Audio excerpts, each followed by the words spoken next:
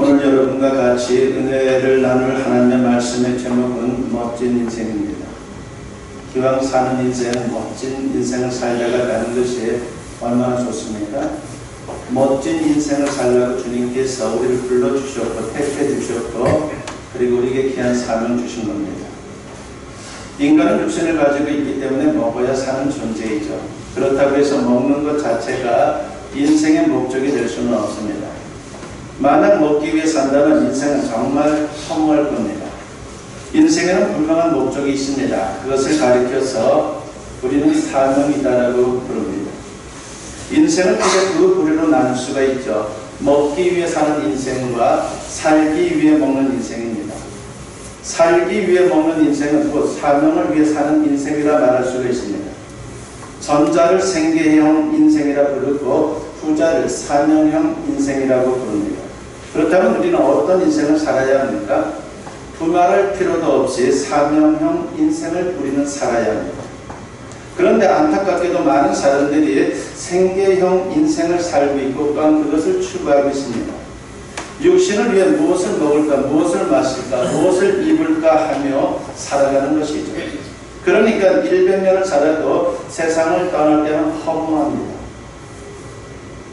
하나님 앞에서 사명을 위해 살아야 인생이 빛나고 세상을 떠날지라도 허무하지 않고 영원히 뿌듯할 수 있는 그런 인생이 되는 겁니다. 오늘 본문에는 예수님께서 생계형 인생과 사명형 인생을 비교하면서 우리에게 귀한 말씀을 주고 있습니다. 아무쪼록 오늘 말씀을 통해서 우리가 마음에 그 말씀을 잘 새기고 생계형 인생이 아니라 사명형 인생을 삶으로 말미암아 진정 멋진 인생을 살아갈 수 있는 우리 모두가 되었으면 합니다. 오늘 본문은 오병이어의 이적 이후에 있었던 사건을 기록하고 있는 겁니다. 우리가 잘 아는 이적이죠. 아무로 하나님의 역사로 말미암아 물고기 2마리 그리고 보리떡 5개로 5,000명이 넘는 그런 많은 사람들이 먹고도 풍성하게 남는 그런 사건이 앞부분에 나오는데 그 사건 이후에 기록된 것입니다.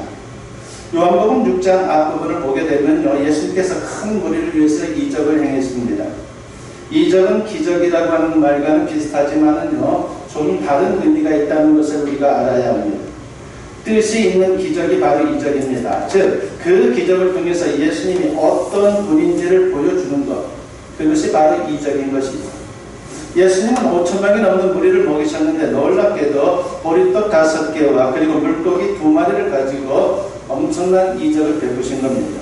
그래서 흔히 오병이어의 이적이다라고 우리는 부릅니다. 예수님께서 오병이어의 이적을 행하여 난리가 났습니다. 그 당시는 이스라엘이 어떤 상황입니까? 로마 제국의 압제를 받는 식민 통치를 받는 그런 상황하에 있었습니다. 그리고 정치적으로는 예속 상태에 있었고 경제적으로는 혼비한 상황입니다. 그래서 유대인들은 구약 성경에 예언된 메시아를 합수 고대하고 있었습니다. 구약 성경에 보게 되면 메시아가 오게 된다는데 그 메시아가 빨리 왔으면 좋겠다라고 하는 그런 마음으로 하루하루 살았던 것이죠. 메시아가 속히 나타나서 로마의 압제에서 해방시키고 새 나라를 세워주기를 고대하면서 그들은 그 힘든 상황을 이겨나가고 있었습니다. 그런데 예수님이 가는 곳곳마다 말씀을 전하고 병자들을 고치고 이번에는 오병이어의 이적으로 무리를 배불리 먹이자 난리가 났습니다. 그들은 예수님이야말로 틀림없는 메시아라고 확신한 겁니다. 하지만 그 메시아 관에 있어서는 그들은 전적으로 착각을 한 것입니다. 예수님은 정치 경제적 메시아, 즉 세속적 메시아가 아닙니다. 세속 국가의 왕이 되기 위해 이 세상에 오신 분이 아니죠. 예수님이 하나님의 아들이지만 이 세상에 인간으로 오신 것은 오직 인생을 구원하기 위해서 이 세상에 오신 겁니다. 그런데 그들이 착각을 했습니다. 그래서 우리들은 예수님이 오병이어의 이적을 행한 후 흥분하게 되었고 예수님을 열심히 따라다녔습니다. 그들은 예수님을 육신의 문제를 해결해주는 세속적인 메시아로 생각했던 겁니다. 그들은 생계형 인생이었습니다. 물론 그 당시는 절대 궁핍의 시대였기 때문에 일면 이해가 됩니다. 얼마나 먹고 사는 것이 힘들면은 참으로 예수님이 오셔서 우리에게 엄청난 떡을 제공해주고 또한 마실 수 있는 것을 제공해주는데 그분이 진짜 메시아였으면 좋겠다는 그 마음은 우리가 충분히 이해가 되죠. 하지만 예수님은 인간이 먹기 위해 사는 존재가 아니다라고 하는 것을 분명히 말씀합니다. 요한복음 6장 15절에는 오병이어 이적 이후에 무리들의 반응이 나옵니다. 거기에 보니까 그러므로 예수께서 그들이 와서 자기를 억지로 붙들어 임금으로 삼으려는 줄 아시고 다시 혼자 산으로 떠나가시니라고 했습니다. 무리들의 반응은 열광적이었습니다. 그렇지 않아도 어려운 시대인데 굶주린 무리 5,000명을 먹였으니 그들 입장에서는 신바람이 날만도 하는 것이죠. 예수님이야말로 그들이 그토록 고대하던 새로운 왕의 그 모습 그 자체였습니다. 그래서 예수님을 왕으로 삼고 싶었던 겁니다. 그런데 중요한 것은 예수님의 태도입니다. 예수님은 그들을 피합니다. 왜냐하면 그들의 잘못된 메시아가 아니라 놀아날 수 없었기 때문입니다. 예수님이 피하셨음에도 그들의 열광적 분위기는 쉽게 가라앉지를 않았습니다. 오늘 보면 22절 이하를 보게 되면 심지어 배를 타고서 예수님을 찾으러 나섭니다. 예수님을 찾다가 결국은 갈릴리 바다를 가로질러서 가버나움까지 따라가 기어코 예수님을 만나게 되죠. 그렇게 악착같이 예수님을 따르는 그 모습을 보면 그들이 얼마나 간절했는지를 우리가 알 수가 있습니다. 오늘 보면 24절과 25절을 보면 무리가 거기에 예수도 안 계시고 제자들도 없음을 보고 곧 배들을 타고 예수를 찾으러 가버나움으로 가서 바다 건너편에서 만나 라비여 언제 여기 오셨나이까 하니라고 했습니다. 이처럼 열광적으로 예수님을 찾는 그들에게 예수님께서 뭐라고 말씀합니까? 본문 26절에 보면 예수께서 대답하여 이르시되 내가 진실로 진실로 너희에게 이르노니 너희가 나를 찾는 것은 표적을 본 까닭이 아니요 떡을 먹고 배부른 까닭이로다라고 했습니다. 그들이 육신의 양식을 위해 예수님을 따라다녔다는 것을 지적하고 있는 겁니다. 표적을 본다는 것은 예수님이 하나님의 아들 구세주라고 하는 사실을 깨닫는 것입니다. 그런데 그들은 어떻습니까? 엉뚱하게도 떡을 얻기 위해서만 예수님을 따라다녔어요. 우리가 본능적으로 이걸 얼마나 좋아합니까? 그냥 내가 원하는 것, 세상적인 물질, 세상적인 명예, 세상적인 권력, 그것을 얻기 위해서만 예수님을 따라다녔는데 오늘날도 이러한 모습이 우리에게 참으로 많다라고 하는 것입니다. 예수님은 그들의 요구를 더 이상 들어주지 않았습니다. 그들 입장에서는 매일같이 오병이어의 이적을 행해주면 얼마나 좋겠습니까? 그러나 예수님은 매정할 정도로 더 이상 떡을 주지 않았습니다. 그들의 궁핍한 상황을 보면 해주고 싶었겠지만 계속 그러다 보면 예수님이 이 세상에 오신 본래 목적인 구원의 문제는 영영 사라질 수 있기 때문이죠. 예수님 대신 그들에게 구원과 영생의 문제를 말씀해 주십니다. 결국은 어떤 일이 벌어집니까? 그들은 더 이상 예수님을 따르지 않았습니다. 요한복음 6장 66절에 보면 그때부터 그의 제자 중에서 많은 사람이 떠나가고 다시 그와 함께 다니지 아니하더라고 했습니다. 이전에는 제자로서 참으로 예수님을 따라다녔는데 예수님께 실망했다는 것이죠. 우리가 요구하는 것을 들어주는 분이 아니다라고 하는 그 사실을 깨달으면서 그들은 결국은 떠났습니다. 그것도 많은 사람들이 떠났습니다. 그들은 생계형 인생이었기에 예수님을 떠난 것입니다. 그렇습니다. 예수님을 생계를 위해 따르면 반드시 실망할 수밖에 없어요. 인간이 육신만 갖고 있으면 생계를 위해 살아도 만족하고 인생이 뿌듯할 것입니다. 그러나 인간은 어디까지나 육신과 더불어서 영혼을 가진 존재라고 하는 겁니다. 두 가지를 같이 갖고 있어요. 그래서 육신만을 위해 살면요 결국은 실망할 수밖에 없는 것이고 공허할 수밖에 없는 인생을 경험할 수밖에 없습니다. 그러므로 생계형 인생은 반드시 불만족스럽고 허무하게 될 수밖에 없는 겁니다. 전도서 5장 10절에서 우리가 잘 아는 솔로몬이 이렇게 고백을 하죠. 은을 사랑하는 자는 은으로 만족하지 못하고 풍요를 사랑하는 자는 소득으로 만족하지 아니하나니 이것도 헛되도다라고 했습니다. 솔로몬은 모든 걸 다 겪어봤어요. 엄청난 부를 누리게 됐습니다. 엄청난 지식을 소유하게 됐습니다. 그러나 세상적인 거 다 겪어보니까 참으로 허무하다는 것입니다. 육신을 위해 물질을 구하고 살면요 우리 생각에는 만족할 것 같은데 전혀 그렇지 않다는 거예요. 지금은 30평짜리 아파트에 사는데 살다 보면 누군가 자꾸 옆에서 50평짜리 사니까 얼마나 널널하게 살아서 좋은지 모른다 하는 얘기 들으면 또 기분이 상하죠. 그래서 50평짜리 아파트를 사기 위해서 엄청난 또 이자를 주고서 빚을 냅니다. 그렇다고 해서 50평 아파트에 산다고 행복합니까? 그렇지 않아요.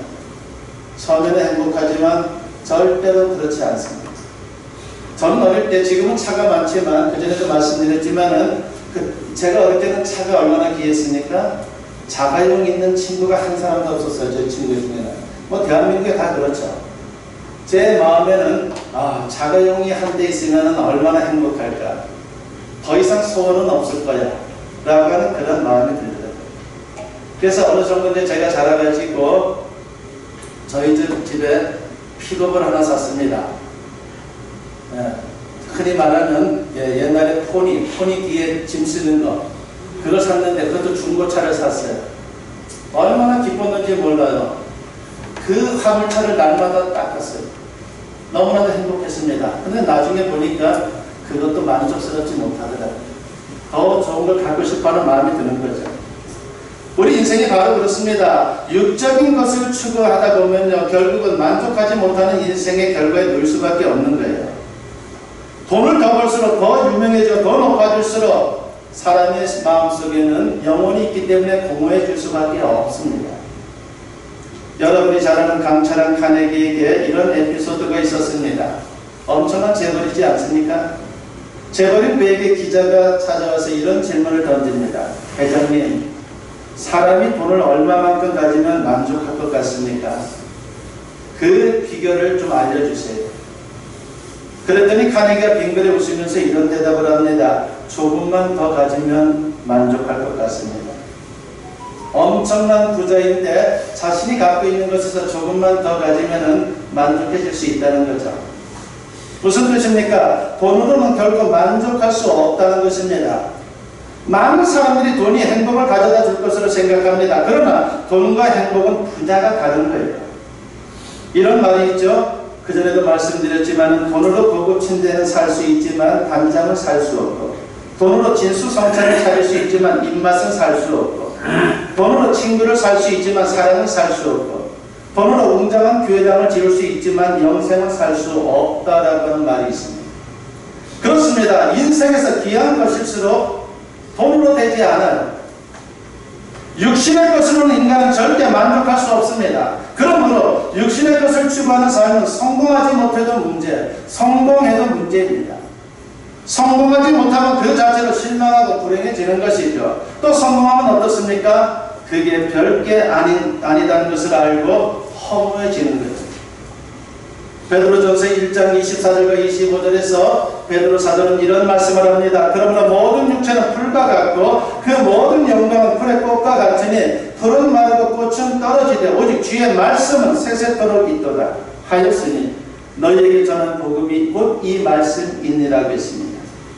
세상 것은 다 사라집니다. 함시비롱입니다. 오직 하나님의 말씀만 영원한 겁니다.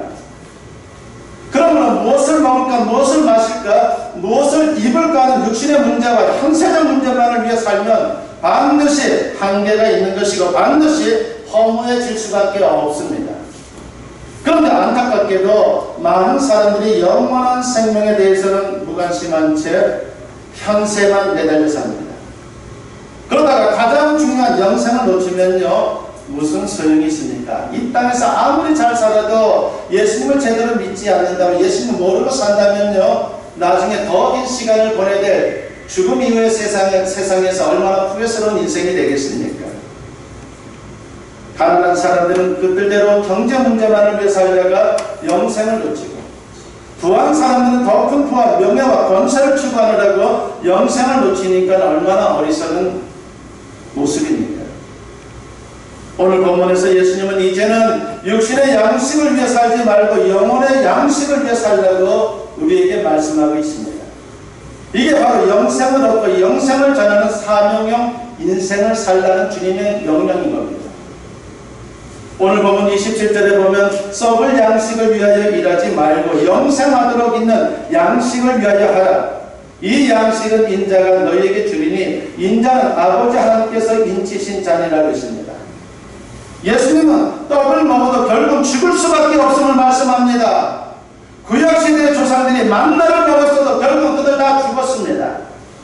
육신의 양식은 그런 거예요. 그렇습니다. 사람은 살기 위해 밥을 먹지만 밥을 아무리 열심히 먹어도 결국은 죽습니다. 밥만 먹고 영생한 사람은 단 한 사람도 없습니다. 그러므로 영혼을 위해 다른 양식을 먹어야 된다는 것입니다. 영혼을 위한 양식은 곧 바로 예수님의 말씀이다라고 했습니다.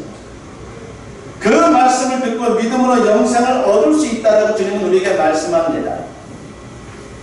예수님이 양식에 관해 말씀하자 처음에는 무리들이 관심을 가지고 들었습니다. 그런데 들을수록 그들은 헷갈렸습니다. 도대체 뭔 소리야? 라고 하는 그런 생각이 들었던 것이죠. 그들은 하나님의 일을 하면 양식을 많이 얻을 줄로 착각하고 하나님의 일이 무엇인지 여쭙게 됩니다. 그때 예수님이 이렇게 대답을 하시죠. 오늘 본문 29절에 보면 예수께서 대답하여 이르시되 하나님께서 보내신 일을 믿는 것이 하나님의 일이니라 하시니라고 했습니다. 바로 예수님을 믿으라는 겁니다. 예수님이 오신 목적은 죄로 죽을 인생을 죄와 사망에서 구원하는 것입니다. 그 사실을 믿는 자가 영생을 얻는다고 했습니다. 그러므로 믿음이 하나님의 일인 것입니다. 사람들은 흔히 선행을 많이 하면 영생을 얻고 천국에 가는 줄로 압니다. 그러나 성경은 분명히 말씀하죠. 오직 예수님을 믿음으로 영생을 얻는 것이고 천국에 들어갈 수 있다라고 말씀을 합니다. 그러므로 인간이 할 수 있는 최고의 선행은 다른 게 아니에요. 예수님을 믿는 겁니다.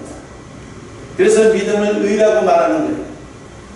그 믿음이 바탕되지 않으면요, 우리가 아무리 좋은 일을 한다 할지라도 소용없는 인생을 사는 겁니다. 절대로 하나님 앞에 인간은 다 죄인입니다. 스스로 의로워질 수 있는 사람은 아무도 없습니다. 오직 예수님의 십자가 대성을 믿음으로 제사함을 받고 의인으로 인정받는 거예요. 그래야 죄와 사망에서 구원받는 것이고 영생을 얻을 수 있습니다.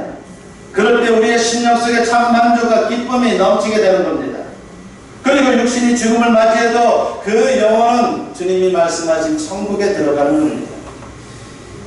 오늘 본문 35절 말씀에 보면 예수께서 이르시되 나는 생명의 떡이니 내게 오는 자는 결코 줄이지 아니할 터이요 나를 믿는 자는 영원히 목마르지 아니하리라고 했습니다. 예수님을 믿는 자만이 진정한 행복이 있다는 것을 증거하고 있는 겁니다. 영생의 기쁨이죠. 그러므로 성도는 먼저 영혼의 양식인 말씀을 추구하는 인생을 살아야 되는 겁니다. 그래야 인생이 진정한 행복의 길로 접어들 수가 있어요. 예수님을 만나지 못한 영혼은 밑빠진 독입니다. 그래서 에릭 프룸은 이런 말을 했습니다. 인간의 마음은 바다 건넌 항아리다. 우리의 마음은 바다 건넌 항아리라는 것이죠. 밑빠진 독. 그게 바로 우리 인간의 모습이라고 하는 겁니다. 아무리 육신의 것들을 많이 추구하고 채우려 해도 절대로 채워지지 않아요. 그런데 생기형 인생은 예수님의 말씀을 알아듣지 못하고 다 떠났습니다. 그들의 등을 바라보는 예수님의 마음이 얼마나 안타까웠겠습니까? 그런데 예수님께서 제자들에게 묻죠. 그리고 베드로가 대답합니다. 요한복음 6장 67절과 68절 말씀을 보면요, 예수께서 12 제자에게 이르시되 너희도 가졌느냐? 시몬 베드로가 대답하되 주여 영생의 말씀이 주께 있사오니 우리가 누구에게로 가오리이까? 라고 했습니다. 얼마나 귀한 대답을 했는지 모릅니다. 부디 저와 여러분도 베드로처럼 고백할 수 있기를 바랍니다. 우리가 예수님을 따르는 것은 믿음으로 영생을 얻기 때문입니다. 육신의 양식을 위해서가 아닙니다. 그러나 영생을 얻는 것은 너무나도 소중한 거죠. 바로 그러한 인생을 우리가 추구해야 되는 거예요. 그것이 바로 사명자의 모습인 겁니다. 예수님을 통해 얻는 영생이 가장 귀한 것임을 아는 사람은요, 당연히 영생의 복음을 전하는 사명의 인생을 살 수밖에 없습니다. 이게 바로 예수님이 우리에게 주신 명령입니다. 예수님께서 부활 승천하면서 남겨주신 유명한 지상 명령이 있죠. 바로 마태복음 28장 19절과 20절 말씀인데 그러므로 너희는 가서 모든 민족을 제자로 삼아 아버지와 아들과 성령의 이름으로 세례를 베풀고 내가 너희에게 분부한 모든 것을 가르쳐 지키게 하라. 볼지어다 내가 세상 끝날까지 너희와 항상 함께 있으리라 하시니라고 했습니다. 가까운 이웃부터 먼 곳의 사람들에게까지 복음을 전하는 인생을 살라는 거예요. 이건 말로만이 아닙니다. 우리의 삶을 통해서 예수님을 증거하는 그런 인생을 살라는 겁니다. 이게 구원받은 성도들이 이 세상에서 해야 할 사명인 겁니다.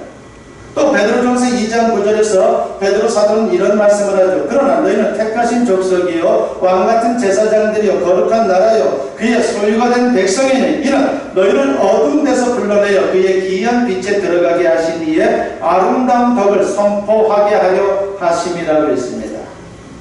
성도는 택함받은 백성일 뿐만이 아니라 왕같은 제사장이라고 말씀합니다. 제사장은요 다리를 놓는 사람이라고 하는 뜻을 가져요. 다리를 놓아주는 거죠. 다리를 놓아줌으로 사람들이 그 다리를 건너서 진리의 세계로 갈 수 있도록 해주는 것이 바로 제사장인데 우리에게 바로 그 사명이 있다는 것입니다. 먼저 영생을 얻은 성도는 다른 사람들에게 십자가 복음을 증거함으로 그들을 하나님께로 인도해야 한다는 것입니다. 하나님이 이를 위해서 우리를 부르셨습니다. 이게 바로 사명입니다.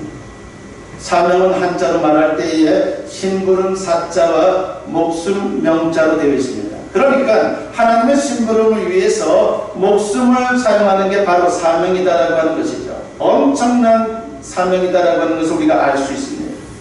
사명이란 말 대신 소명이란 말을 사용하기도 하는데 하나님이 이 일을 위해 우리를 부르셨다는 뜻입니다. 우리에게 직업이 있는데 생계를 위한 게 아니라 하나님의 사명 혹은 소명으로 맡겨주신 거예요. 그 일을 통해서 먹고 사는 게 궁극적인 목적이 아니에요. 돈만 많이 벌겠다는 생각하고 우리가 사업을 하면 안 된다는 겁니다. 그 일을 통해서 믿지 않는 사람들이 주님을 만날 수 있도록 우리가 살아야 된다는 겁니다. 물론 생계도 해결해야 되지만은 그 일을 통해서 하나님의 영광을 드러내고 영생의 복음을 증거하는 게 우리에게 주어진 그 일의 주 목적입니다. 직장에서 자신의 일을 통해서 하나님의 영광을 드러내고 더 나아가 만나는 사람들에게 복음을 전하는 것, 그것이 우리에게 주어진 사명입니다. 그런데 예수님의 증인으로 사명에 몰두하면 생계 문제는 어떻게 하나 염려가 될 수가 있죠. 이에 대해 예수님은 분명히 말씀합니다. 마태복음 6장 31절로부터 33절에 보니까 그러므로 염려에 이르기를 무엇을 먹을까 무엇을 마실까 무엇을 입을까 하지 말라. 이는 다 이방인들이 구하는 것이라. 너희 하늘 아버지께서 이 모든 것이 너희에게 있어야 할 줄을 아시느니라. 그런즉 너희는 먼저 그의 나라와 그의 의를 구하라. 그리하면 이 모든 것을 너희에게 더하시리라고 했습니다. 주님을 위해 살면요, 주님을 위해 사명을 감당하면 먹고 사는 문제 자연스럽게 주님이 다 해결해 준다는 겁니다. 그런데 우리는 반대로 생각하죠. 내가 뭔가 해서 벌어야지만이 살 수 있고 그리고 신앙생활도 할 수 있다 생각하는데 그렇지 않아요. 반대로 생각해야 합니다. 주님의 사명을 먼저 생각하고 그 다음에 주님이 채워주시는 은혜를 우리가 경험하는 것, 그것이 정상이다라고 하는 것입니다. 예수님 말씀대로 살면 주어진 사명을 감당하는 생계 문제는 염려하지 않아도 됩니다. 오히려 더 많은 것을 성취할 수 있다라고 하는 분명한 믿음을 가지고 우리는 살아야 되는 겁니다. 김석봉 장로님이라고 하는 분이 있습니다. 이분은 토스트 노점상을 시작한 지 10년 만에 체인점이 100개를 넘게 소유하는 그런 어떤 대단히 큰 기적을 이룬 분이죠. 그리고 그분에 대해서 해외에 알려지면서 일본의 여행 가이드북에 등재되고 또 여러 기업체와 교회에서 초청을 받아 강연도 하는 유명 인사가 되었습니다. 이분은 참 신앙이 좋은 분이에요. 이분은 원래 시골 출신으로 돈 한 푼 없이 무작정 서울로 상경을 했습니다. 그러면서 아무것도 없다 보니까 아이스케이크 장사부터 시작한 분입니다. 아주 밑바닥부터 시작을 한 분이죠. 별의별 행상을 다하다가 단돈 230만 원을 가지고 시네카를 마련해서 토스트 노점상을 시작했습니다. 그런데 이분은 돈을 벌면서 분명한 원칙을 세웠습니다. 그것은 하나님이 주신 원칙이었어요. 첫째는 정직하게, 두 번째는 성실하게, 그리고 세 번째는 이웃을 섬기는 마음으로 돈을 번다는 거죠. 그러면서 복음을 전하는 사명을 감당하겠다라고 다짐을 하고 결단을 했습니다. 이분은 고객을 섬기는 마음으로 영양면을 사용하고 조미료나 설탕을 넣지 않고 외국인들을 위해서는 메뉴판을 영어와 일어와 중국어로 만들었습니다. 체인점을 내주면서 보증금이나 로열티도 받지 않는 분입니다. 다만 체인점 사장님들과 함께 수시로 양로원과 구화원을 방문합니다. 그게 조건이에요. 어찌 보면 평범하고 심지어 무시할 수도 있지만 사실은 멋진 인생을 사시는 분입니다. 정직하게 성실하게 돈을 벌고 하나님께 영광을 돌리고 이웃을 섬기며 사는 그런 분입니다. 그렇다고 해서 그분이 망한 것이냐면 망하지도 않았어요. 더 사업이 왕성하게 번창을 하고 있습니다. 이처럼 성경적 원리대로 살면요, 누구든지 하나님 앞에 사람 앞에 멋진 인생을 살 수가 있는 것입니다. 사명 축복, 사명 축복, 이렇게 선순환이 이루어지게 되는 거죠. 비유하자면 축복과 사명의 양날개로 비상하는 멋진 인생이 되는 겁니다. 우리는 언젠가 이 세상을 떠나게 될 겁니다. 10억 원이 있다고 떠나지 않는 것이 아니죠. 몇 조 원이 있어도 누구나 다 이 세상을 떠날 날이 옵니다. 그리고 우리는 천국에 들어갈 것입니다. 근데 무엇이 가장 중요합니까? 이 세상에서 성공한 것, 소유했던 것 절대로 아닙니다.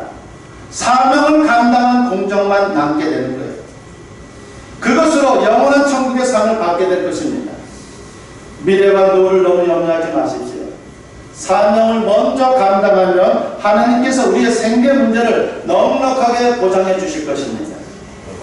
우리는 살면 사명 감당, 죽으면 천국입니다. 얼마나 복된 존재인지 몰라요. 아무쪼록 생계형 인생이 아니라 사명형 인생으로 영원히 후여있는 아름다운 인생을 살아갈 수 있는 저와 여러분 모두 될 수 있기를 주님의 이름으로 간절히 축원합니다.